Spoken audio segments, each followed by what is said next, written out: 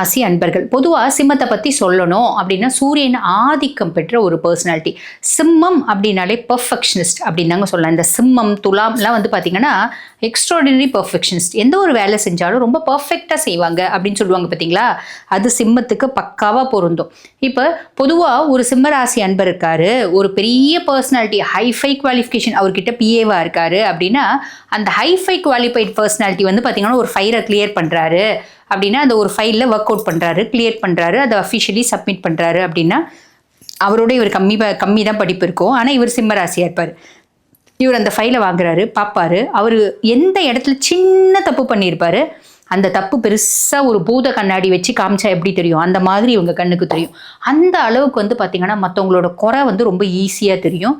எதுவாக இருந்தாலும் டைரெக்ட்லி பேசுவேன், ஃபேஸ் டு ஃபேஸ் பேசுவேன், பெருசாக நடிக்க மாட்டேன் அப்படின்றது. ஒரு குடும்பத்தில் ஒரு சிம்மராசி அன்பர் இருக்காரு அப்படின்னா, அந்த குடும்பத்துக்கு எந்த விதத்துலையும் வந்து பார்த்தீங்கன்னா கெடுதல் வராத மாதிரி முன்ன வந்து நிற்பாங்க. அதுதான் சிம்மராசி அப்படின்னு சொல்லலாம். அப்படிப்பட்ட சிம்மராசி அன்பர்கள் உங்களுக்கு இந்த சுக்கிர பயிற்சி எப்படி இருக்குது பார்க்கலாம் வாங்க.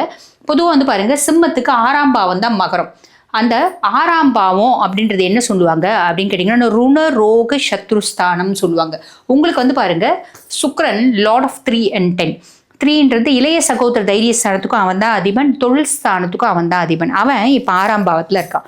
ருணரோக சத்ருஸ்தானத்தில் சுக்கிரன் உட்கார்ந்துட்டு இருக்கிறதுனால கடன் நிறைய தேடி அலையிறீங்க. ஒரு தொழில் நடத்துறீங்க, அந்த தொழிலுக்கு வந்து கடன் வேணும், பேங்க் லோன் வேணும், இப்படி எல்லாம் நீங்கள் யோசிக்கிறீங்க அப்படின்னா கிடச்சிடும். புரியுதுங்களா? அவன் அந்த இடத்துல உட்கார்றதுனால நிறைய பேருக்கு பேங்க் லோன் கேட்குறீங்க அப்படின்னா எலிஜிபிள் ஆகிடும். கடன் ஏதோ தனிநபர் கடன் வாங்குறீங்க, இல்லைனா வந்து உறவுக்காரங்கிட்ட காசு கேட்குறீங்க, ஏதோ ஒரு விதத்தில் நீங்கள் காசு கேட்குறீங்க, வேணும் அப்படின்னு நினைக்கிறீங்கன்னா கேட்டிங்கன்னா கிடச்சிடும். ஆனால் பெரிய லெவலில் கடன் வாங்காதீங்க அப்படின்னு தான் நான் சொல்லுவேன். சரிங்களா? அதுக்கப்புறம் நிறைய பேருக்கு ஹெல்த் ரிலேட்டட் இஷ்யூஸ் எல்லாம் இருக்குது அப்படின்னா, அந்த ஹெல்த் ரிலேட்டட் இஷ்யூஸ் வந்து ஓவர் கம் ஆகும் அப்படின்னு சொல்லலாம். நிறைய பகையாளிகள் எல்லாம் இருக்காங்க அப்படின்னா, அந்த பகையாளிகள் உறவாளிகளாக மாறக்கூடிய காலம் அப்படின்னு சொல்ல முடியாது. அந்த பகையாளிகள் அடப்போட இவன் பாட்டுன்னு அவன் வேலையை பார்க்குறான், இவனை நம்ம ரொம்ப நிறைய வச்சு செஞ்சுட்டோம் விடு அப்படின்னு அவங்க டயர்டாகி உட்காந்துருவாங்க அப்படி சொல்லலாம். இது வந்து பாருங்க, இந்த ருணரோக சத்ருஸ்தானத்தை சுக்கிர பகவான் பார்க்கறதுனால ஏற்படக்கூடிய ஒரு விளைவு அப்படின்னு சொல்லலாம். நிறைய சிம்ம ராசி அன்பர்களுக்கு வந்து பார்த்தீங்கன்னா பயணம் அப்படின்றது ஒன்று ஏற்படும். பயணம் அப்படின்னா அது வந்து பாருங்க, தொழில் சார்ந்த பயணங்களாக இருக்கலாம். ஓகேங்களா? நீங்கள் ஒரு இடத்துல வேலை செய்கிறீங்க, அந்த அஃபிஷியலி அவங்க உங்களை அனுப்பிச்சிருக்கலாம், அந்த அஃபிஷியலி நீங்கள் போயிட்டு அதனால ஒரு பயணம். சரிங்களா? இல்லைங்க, நாங்கள் குடும்ப ரீதியாக நாங்கள் வந்து ஃபேமிலி டூர் போகிறோம், குழந்தைங்களுக்கு வெளியே கூட்டிகிட்டு போகணும்னு சொன்னாங்க, அதனால் போனோம். அந்த மாதிரி ஏதோ ஒரு விதத்தில் பயணம் அப்படின்றது இருக்கும். அந்த பயணத்தில் ஆரோக்கிய குறைபாடு வரத்துக்கான சான்ஸ் ஒரு சிலருக்கு உண்டு, எல்லாருக்கும் கிடையாது. அப்போ வெளியூர், வெளிநாடு, வெளி மாநிலம் இதெல்லாம் பிரயாணம் போகிறீங்க அப்படின்னா உணவு கொஞ்சம் ஜாக்கிரதையாக எடுத்துக்கோங்க. ஒரு சிலருக்கு ஃபுட் பாய்சன் ஆகிறதுக்கான ஒரு வாய்ப்பு உண்டு. அதனால் சாப்பாடு கொஞ்சம் யோசித்து சாப்பிடுங்க, டைமுக்கு சாப்பிடுங்க, தண்ணி நிறைய குடிங்க, இதை பார்த்துக்கோங்க. சரிங்களா? அதுக்கு அடுத்து வந்து பாருங்க, நிறைய பேருக்கு வேலை மாற்றம் அப்படின்றது நடக்கும்.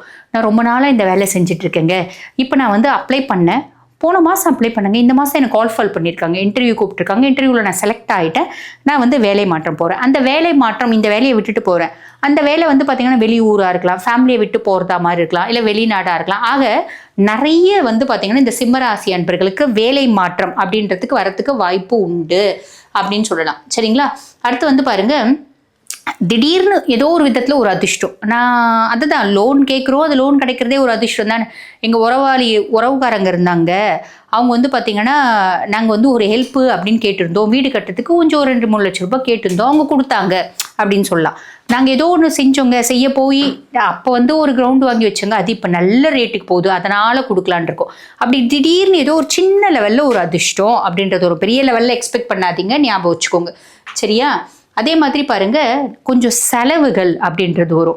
செலவுகள் இப்போ நம்ம வெளியே போகிறோம் அப்படின்னா செலவுகள் வரதானே செய்யும். ஒரு சிலருக்கு வந்து பார்த்திங்கன்னா அது சுப செலவாக இருக்க வாய்ப்பு உண்டு, ஒரு சிலருக்கு வந்து பார்த்திங்கன்னா விரைய செலவாக இருக்க வாய்ப்பு உண்டு.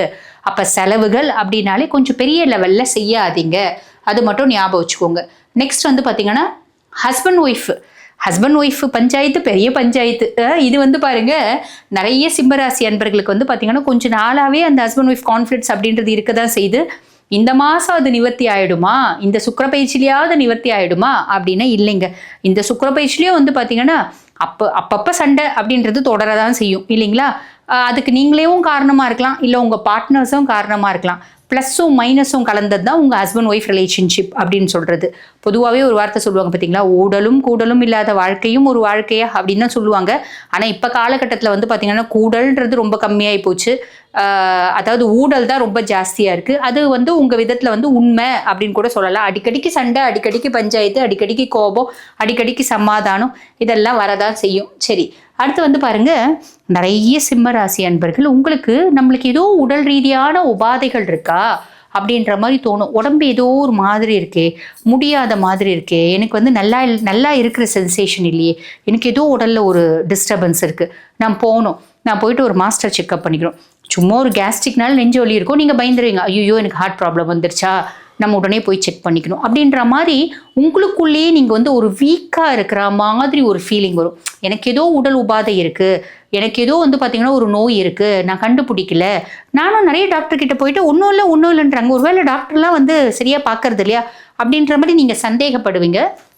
அந்த மாதிரியான ஒரு மனக்குழப்பமான ஒரு காலகட்டம் இந்த 26 நாள் காலகட்டம். இந்த டிசம்பர் மாதமே வச்சுக்கோங்க, கவலைப்பட வேண்டியதில்லை. ஒரு லைட்டாக அந்த மாதிரி ஒரு சென்சேஷன் இருக்கும். உங்களுக்கு டவுட் இருக்குது அப்படின்னா நீங்கள் நேராக போயிட்டு ஃபுல் பாடி செக்அப் கூட பண்ணிக்கலாம். ஆக்சுவலி இப்போ வந்து பாருங்கள், ஃபுல் பாடி செக்அப் பண்ணணும் அப்படின்ற அவசியம் இல்லை. உங்களுக்கு என்ன தொந்தரவு இருக்கோ அது சம்மந்தப்பட்ட பரிசோதனை பண்ணிக்கினா போதுமானது. ஏன்னா ஃபுல் பாடி செக்கப்பில் எல்லாமே வர்றதில்லை. இவங்களுக்கு வந்து பார்த்தீங்கன்னா ஒரு வயிறு சார்ந்த பிரச்சனைகள் இருக்குது அப்படின்னா அந்த வயிறு சார்ந்த பிரச்சனைகளுக்கு என்னென்ன செக்கப் இருக்கோ அது பண்ணால் பரவாயில்ல. தலையிலேருந்து கால் வரைக்கும் பண்ணும்போது இதுக்கு பற்றி நிறைய ஃபோக்கஸிங் அப்படின்றது இருக்காது. இது மிஸ் ஆகிறதுக்கு வாய்ப்பு இருக்குது.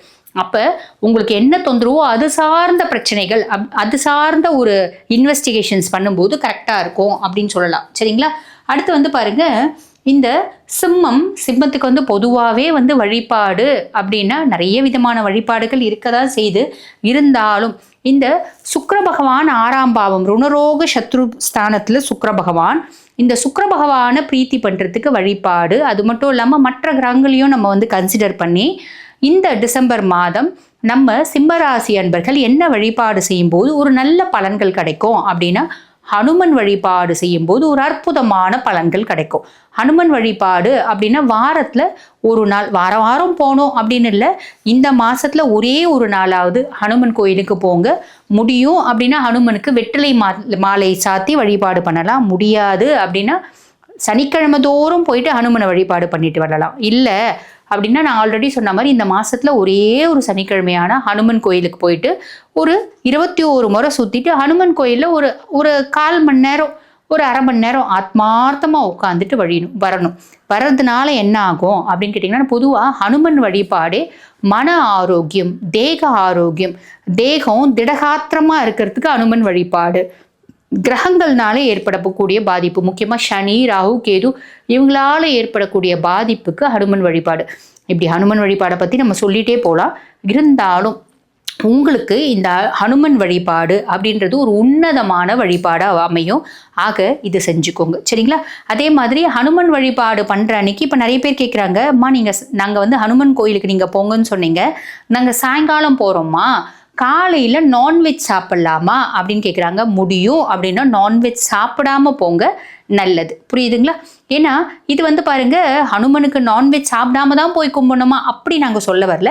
பொதுவாக நம்ம வயிறு வந்து காலியாக இருக்கும்போது நம்மளோட வேண்டுதல்கள், நம்மளோட ப்ரேயர்ஸ், நம்மளோட மந்திரங்கள் எல்லாம் வந்து பார்த்திங்கன்னா உடலில் வந்து ஒரு நல்ல அதிர்வலைகளை ஏற்படுத்தும்.